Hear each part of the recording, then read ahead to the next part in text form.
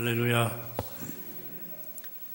여러분 개인적으로 누구를 고발하시거나 또 고발당해서 경찰에 출두하거나 법정에 서보신 일 계십니까? 요새는 가벼운 일도 고소고발하는 일이 비일비재하기 때문에 검찰까지는 안 가더라도 경찰 조사에 응해야 할 일이 있을 수도 있습니다. 저도 종이유지재단 감사를 하던 때 한 목사님이 종이 재산을 재단이 부실하게 감사했다, 다루었다. 그래서 유재단 이사 전원을 고발했어요. 그래서 감사로서 참고인 조사를 받으러 강북경찰서에 총무와 함께 간 적이 있습니다. 제가 경찰서 경목이거든요. 경목이어서 조사하는 분들이 어쩔 줄 몰라 하더라고요. 목사님 오시면 안 되는데. 저 역시 무한하기나 마찬가지였습니다. 다행히 사건이 무혐의 처리되었지만 누군가 문제 제기를 하면 아무리 애매해도 일단 경찰이나 검찰을 상대해야 한다 하는 사실을 제가 경험했어요. 그리고 이제는 사람들이 이 권리의식에 눈을 떴기 때문에 쉽게 법에 호소할 수 있다 하는 사실도 알았고, 법을 알아야 되겠구나, 또 조심해야 되겠구나 하는 사실도 알게 되었습니다. 사실 인류 역사는 권리를 향한 투쟁이라고 요약할 수 있습니다. 그 나라가 선진국이냐 아니냐의 기준은 그 나라가 개인의 권리를 헌법으로 얼마나 보장하느냐에 달려 있습니다. 하지만 헌법에 보장되어 있는 개인의 권리가 실제 생활에서 보장되지 않는 경우가 많습니다. 그래서 그 권리를 확보하기 위한 투쟁이 이어져 왔고 계속 이어져 갈 겁니다. 문제는 한 사람의 권리가 다른 사람의 권리와 충돌한다는 데 있습니다. 세입자의 권리는 세를 준 사람의 권리와 맞부닥칩니다. 고용된 사람의 권리는 고용한 사람의 권리와 충돌합니다. 못 가진 사람은 내가 가질 권리가 있다고 생각하고, 가진 사람은 가진 것을 지킬 권리가 있다고 생각합니다. 그래서 싸움이 생깁니다. 그 싸움 이기기 위해서 값비싼 비용, 변호사를 고용하기도 합니다. 이렇게 상황이 진행되다 보니까 자기 입장이, 자기 권리가 제일 하다 보니까 아들이 강도짓을 해도요, 그 일 때문에 고개를 숙여야 할 아버지가 상대방을 고소하더라고요. 또 그런 사건의 변호를 맡아달라는 요청에 대해서 응하는 변호사가 많아요. 그래 때로 말도 안 되는 소송이 이루어지고 또 말도 안 되는 판결이 나오곤 합니다. 과거에는 사랑하는 가족에 대한 책임, 이웃에 대한 책임, 그리고 사회에 대한 책임을 먼저 생각하고 때로 내 권리를 포기하고 희생하는 것을 미덕으로 여겼습니다. 손해를 보아도 때로 조금 그냥 감수하는 것이 덕이라고 생각했어요. 지른 것이 이기는 것이다 하는 말을 저는 귀에 못이 막히게 듣고 자랐습니다. 근데 지금은 그것을 어리석은 일이라고 생각해요. 과거에는 자기 잘못에 대해서 100배 사과하는 것이 옳다고 여겼습니다.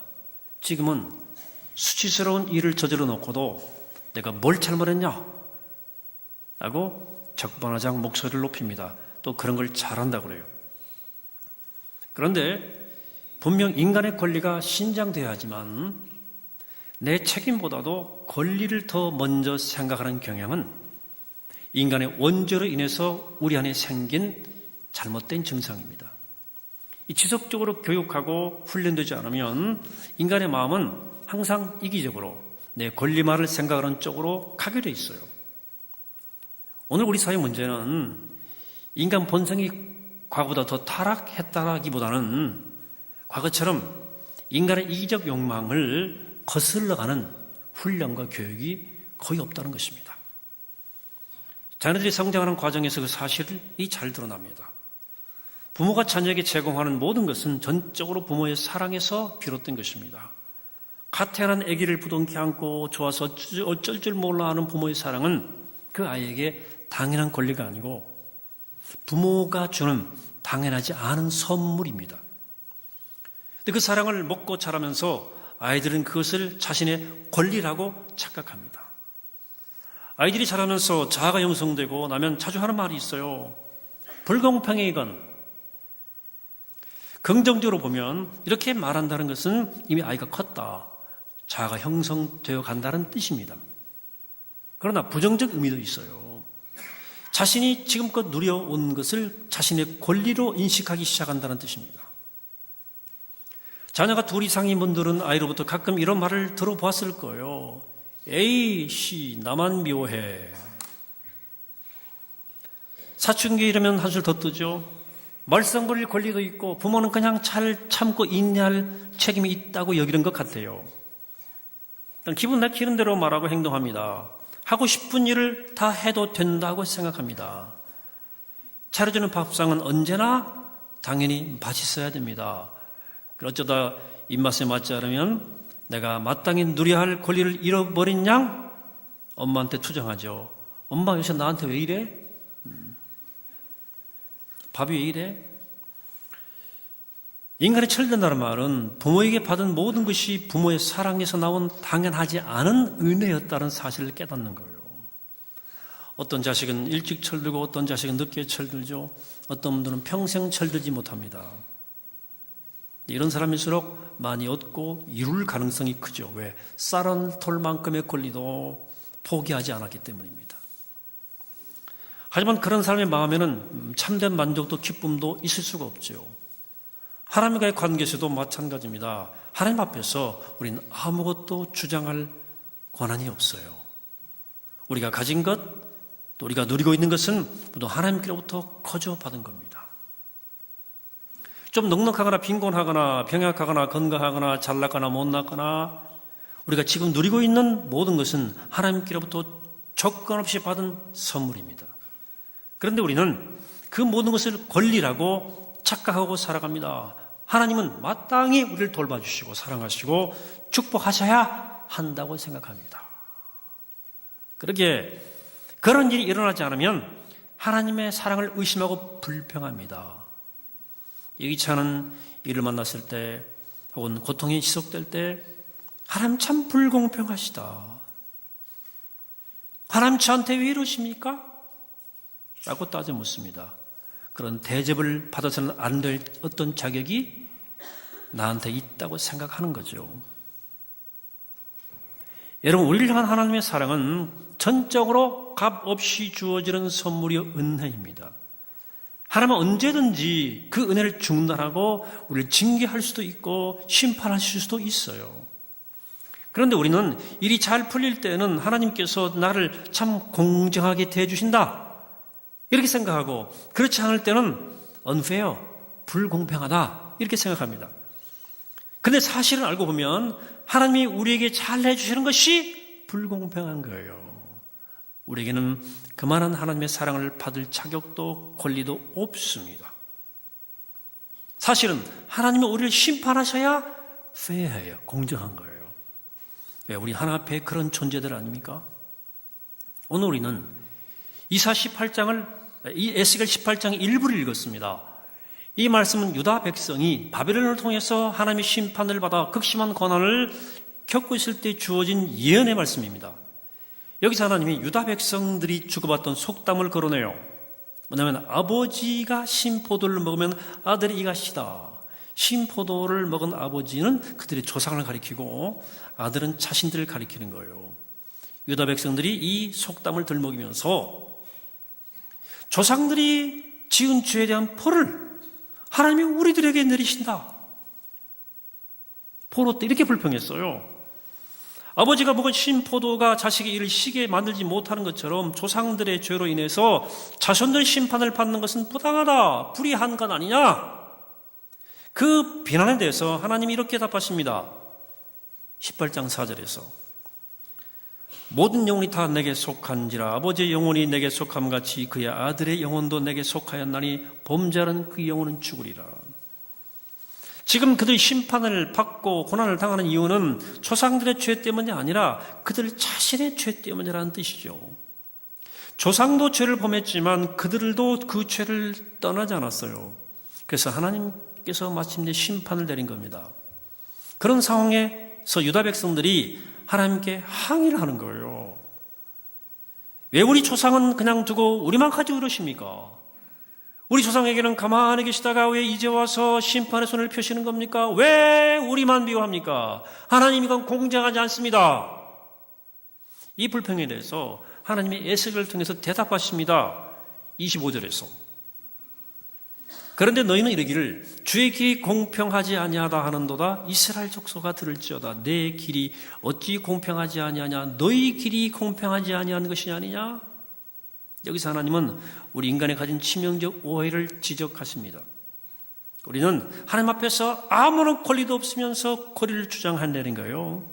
하나님이 우리에게 주신 모든 선물에 대해서 당연히 여기는 거예요.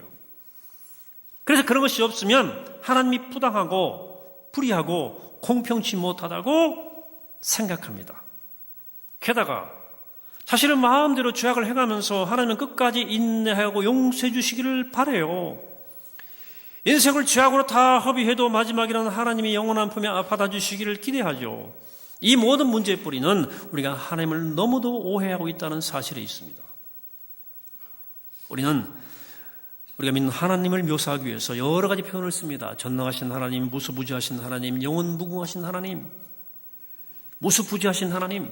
하나님은 우리가 철저히 다르다는, 우리로서는 상상할 수 없이 크고 영광스럽다는 사실을 전하려고 이런 표현들을 인간이 만들어낸 거죠. 하지만 이런 모든 표현들보다 하나님의 영광과 위엄을 만족스럽게 묘사할 수는 없어요. 다윗이 하나님이 얼마나 크신지를 깨닫고 이렇게 고백했어요. 시편 39편 5절에서 주께서 나를 한 뼘 길이만큼 되게 하시며 나의 일생이 주 앞에는 없는 것 같사오니 사람은 그가 든든히 서 있는 때도 진실로 모두가 허사뿐입니다. 그 영원한 하나님에 비하면 우리는 아침 한개 같다. 무한히 크신 하나님에 비해서 티끌 같다는 거예요. 절대 거룩의 하나님 앞에 서면 우리는 감당할 수 없이 추하고 더럽고 더러운 존재입니다. 하나님이 불면 우리 흔적도 없어요. 그분이 누군지를 알면 우린 감히 그분 앞에 입도 떼지 못합니다. 그분이 어떤 처분을 내려도 입 다물고 받을 뿐입니다. 그분이 있으라면 있고 가라면 가면 가야 하는 흔적도 없이 사라지는 것이 우리의 존재예요. 뿐만 아니라 우리는 우리를 향한 하나님의 본뜻이 사랑과 은혜가 아니라 분노와 징계와 심판인 것처럼 오해합니다. 이렇게 오해하는 데는 그만한 이유가 있죠. 여러분 구약성경을 쭉 읽다 보시면 하나님이 굉장히 무서운 분으로 또 심판하시는 분으로 하는 또 법대로 하는 분이라는 인상을 받을 수 있어요. 그런 인상을 받는 건 당연한 일인데 그 인상의 속지를 말아야 돼요. 겉으로 보는 인상이 아니라 그 속을 들여다봐야 합니다. 창세기 1장부터 11장까지를 제외하고 구약성경은 아브라함에서부터 시대부터 느헤미야 시대까지의 기록이에요. 보로 후기까지. 횟수로 따지면 약 1500년 정도가 돼요. 그 장구한 세월 동안 일어난 일들 중에서 1%도 안 되는 이야기들이 기록되어 있는 겁니다.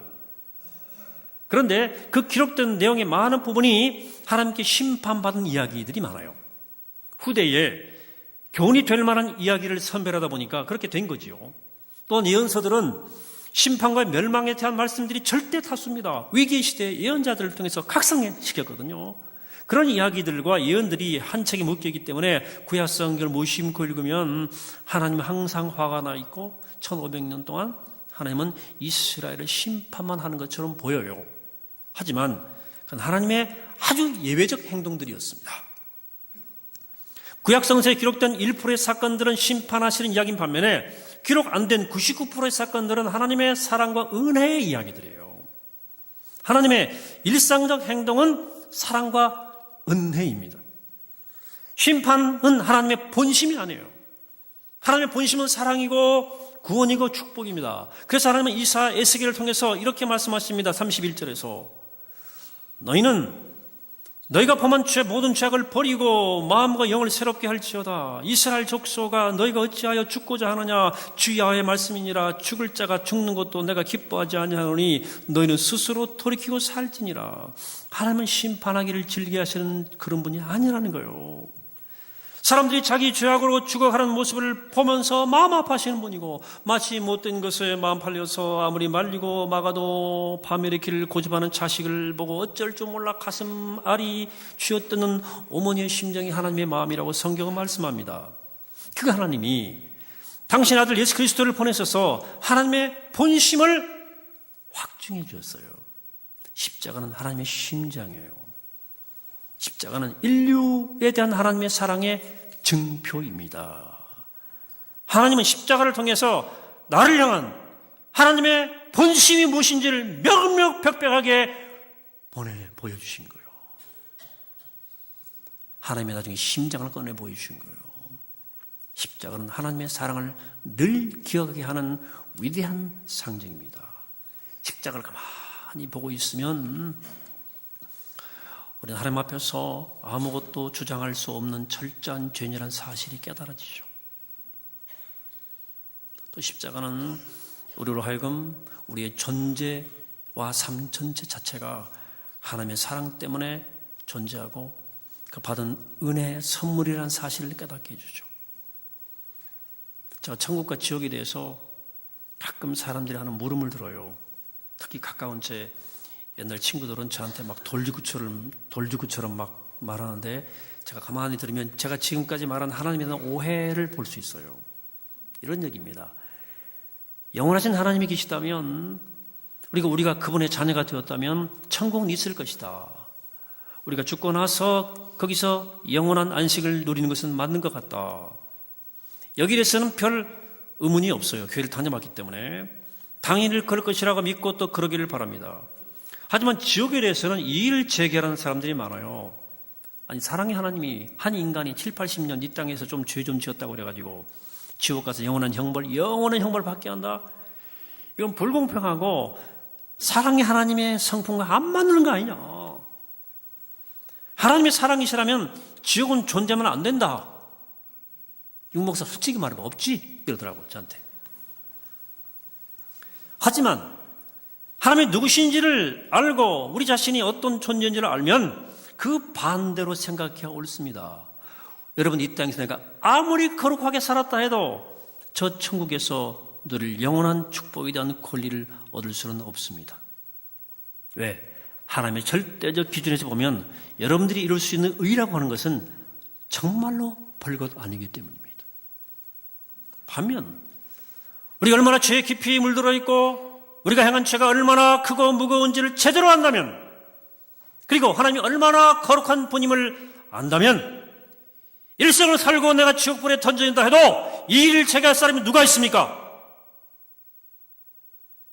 우리 모두에게 천국이 당연하고 지옥이 부당합니까? 반대 아닙니까? 지옥이 당연하고 천국이 부당한 거죠. 하지만 하나님의 사랑 때문에 우리는 당연하지 않은, 마땅하지 않은 천국에서 영생을 약속받은 것이고 새하늘 새 땅에서의 부활의 참여할 약속을 얻은 것입니다. 그러니 은혜라는 거죠. 철두철미 은혜죠. 우리 존재 자체가 은혜요.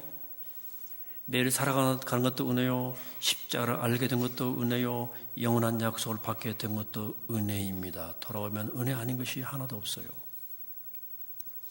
믿는다는 것은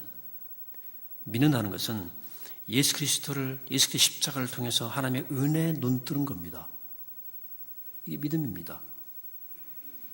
부모의 은혜에 눈뜨는 것이 철드는 것이라면 하나님의 은혜에 눈뜨는 것이 영적으로 철드는 거예요.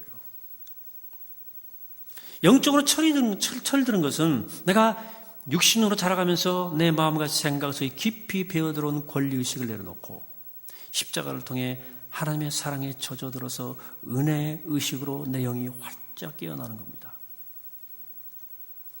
사랑하는 여러분, 올 한 해 천천히 돌아보시기 바랍니다. 내가 받아 누린 것들이 내가 마땅히 받을 만한 것들이었습니까? 정말 그렇게 생각하십니까? 여러분, 무슨 자격이 있습니까? 우리에게 은혜 아닌 것이 어디 있습니까? 뭐가 옳습니까? 이 은혜로 살면 적어도 세 가지 변화가 우리 가운데 옵니다. 첫째, 권리의식을 가지고 살았기에 마음 한편에 쌓인 분노와 불만이 날아갑니다. 감사와 기쁨으로 살아가는 변화가 생깁니다. 그때 비로소. 여러분, 권리의식만으로 살면 내가 추구하는 권리를 손에 쥐었을 때 잠깐 만족이 와요. 그러나 그 만족감은 금세 식어지고 더 큰 몫을 얻기 위해 두리번거리게 되어 있습니다. 절대로 참된 만족과 고아련되는 메마르지 않는 기쁨은 불가능합니다. 항상 이를 악물어야 돼요. 내 걸 지키기 위해서, 더 많은 것을 손에 쥐기 위해서 긴장하며 두리번거리고 살아야 돼요. 반면 은혜에 눈 뜨면 모든 것이 감사해요. 내가 존재한다는 것, 내가 살아가고 있는 모든 것이 값 없이 받은 선물임을 알기 때문에 넉넉에도 감사, 부족에도 감사합니다. 그래 바울은 말하잖아요. 감옥에서 항상 기뻐하라, 쉬지 말고 기도하라, 범사에 감사하라. 이것은 오직 은혜에 깨어난 사람, 은혜의식을 가지고 살아가는 사람에게만 가능한 일입니다. 둘째, 은혜의식을 가지고 사는 사람은 고난당할 때 항상 먼저 나를 돌아봅니다. 제일 먼저 나를 돌아보고 회개할 거리를 찾습니다. 물론 모든 불행이 죄로 인해 오는 것은 아닙니다. 그러나 불행을 겸손해지고 거룩해지는 계기로 삼습니다. 그렇기 때문에 어떤 경우도 왜 하필 접니까? 저런 억울해요 라고 말하지 않습니다. 내게만 고통이 내가 마땅히 받아야 할 사랑에 매이거나 나를 연단하시는 하나님의 사랑의 선물로 알고 믿기 때문입니다. 은혜를 알고 나면 내가 행복을 누릴 권리가 없었듯이 불행을 당하지 말아야 할 권리도 없다는 사실을 깨닫습니다. 그렇기 때문에 내가 고통을 당할 때 하나님 그렇습니다. Why not me? 제가 아닐 이유가 없지요. 라고 말하면서 겸손히 순명합니다. 한 장애아이를 둔 자폐아예요. 어떤 부모가 그렇게 말하더라고요. 하나님이 저를 믿고 이 아이를 나한테 맡겨주셔서 감사합니다.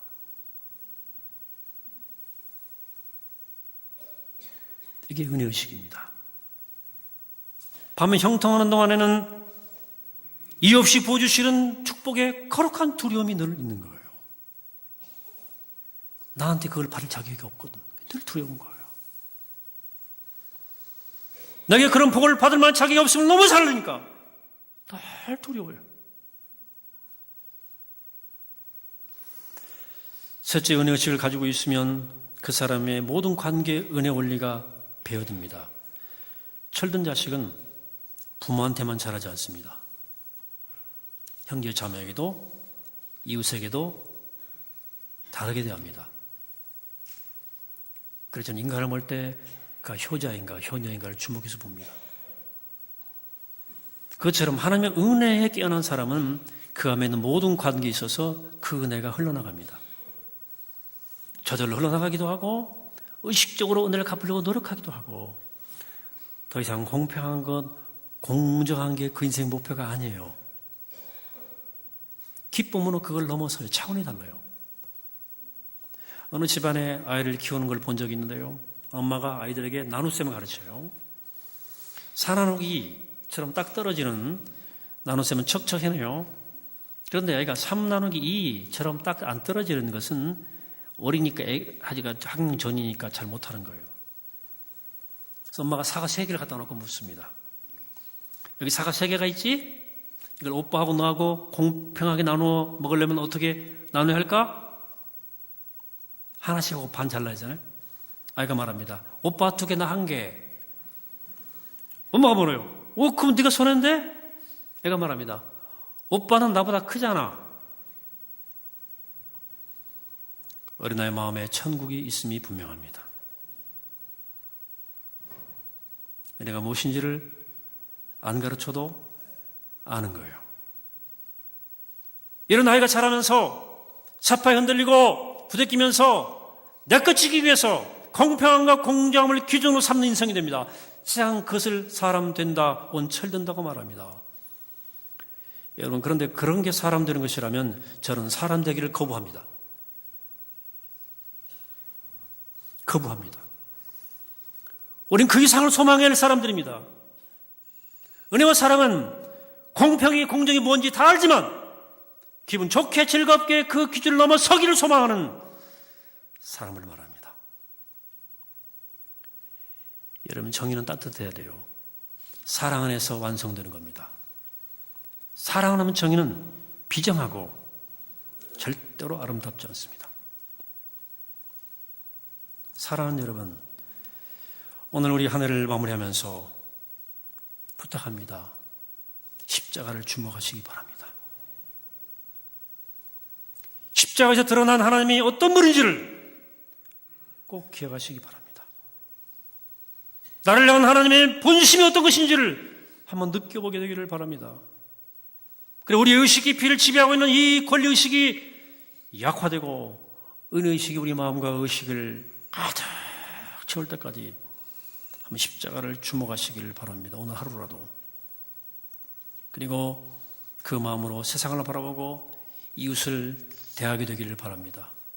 그래서 내게 흘러들어온 하나님의 은혜가 우리를 통해 이웃에게 흘러나가게 해야 됩니다. 교회 안에서도 교회 바깥에서도 그렇게 해야 돼요. 이게 은혜를 사는 거예요. 이게 은혜를 아는 사람의 삶의 방법이에요.